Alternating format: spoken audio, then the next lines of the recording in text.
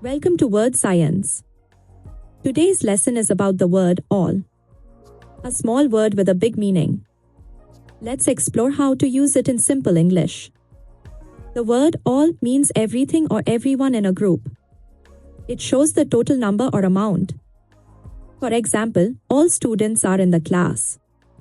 When talking about people, all means every person in a group. For example, all teachers are kind. It includes everyone, not just some. All can also talk about things.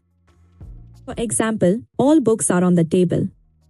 It means every single book, not one is missing. Sometimes, all is used for time. For example, she worked all day. It means the whole day, from morning to night. All can also show the full amount of something. For example, he drank all the water. Nothing is left. In questions, all helps ask about everything.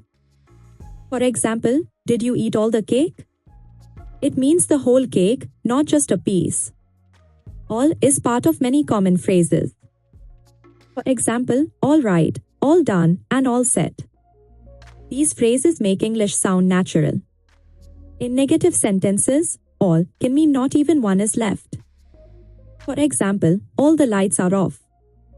It means every light is turned off. Now it's practice time. Try making your own sentences using all. Think about people, things, and time. To sum up, all means everything or everyone. It helps make English clear and simple. Keep learning with Wordscience and grow your English every day.